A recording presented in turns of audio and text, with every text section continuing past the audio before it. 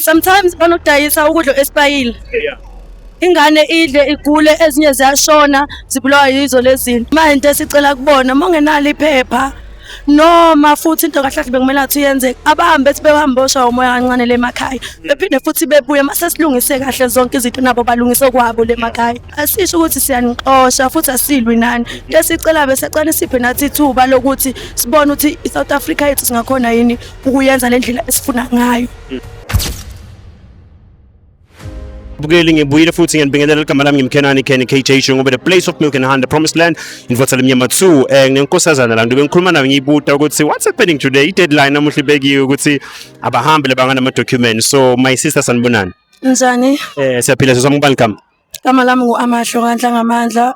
Ngihlala khona la ngumhlala la eJozi kodwa ngokuphuma emakhaya ngiphuma le Newcastle. Okay siyajabula sisiwami. Ngicela ukubuta la sisiwami I deadline namuhla ibekiwe bathi mafonela la ngana amaphepha akahambe la South Africa. So what's your view wena uthi mabahambe uma bahlali since ulana vele already?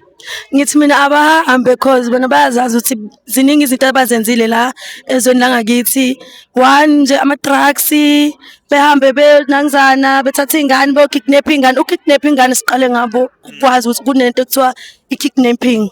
Sikwaze ngabo lokho. Manje into esicela kubona mongenalo iphepha noma futhi into kahle kahle bekumele athi yenze abahambe ethi behambosha umoya kancane lemakhaya bephinde futhi bebuye mase silungise kahle zonke izinto nabo balungise kwabo lemakhaya.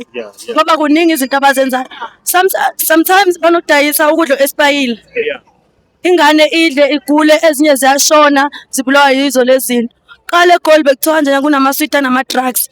Ukuba bekudayisa umZulu ngaba khona amaswita nama drugs ngaba wekho. Ngoba siyazwelana sisodwa. Bayibona bahluleka ukuthi nje nabezizwele ukuthi kwathina abazali bethu bayakhala ngathi. Yabo leyo nto leyo. Bayibona ke sekuyisikhathi sokuthi bona abahambe baye ngakubo. Asisho ukuthi siyanixosha futhi asilwi nani. Lesicela besecela siphe nathi ithuba lokuthi sibone ukuthi iSouth Africa yethu singakhona yini ukuyenza lendlela esifuna ngayo.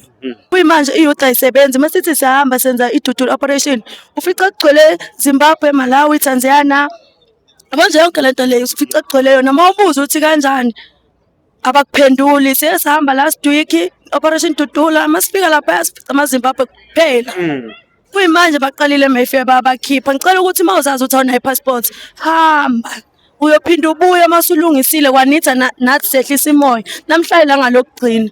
I hope ukuthi la nihleli khona nawe ngoba manje ngiyapakisha uma ngisaseZimbabwe manje mina ngiyapakisha ngaphuma ngihamba ngoba uzogcina ulimala kanti okwamanje kusase ipeace march.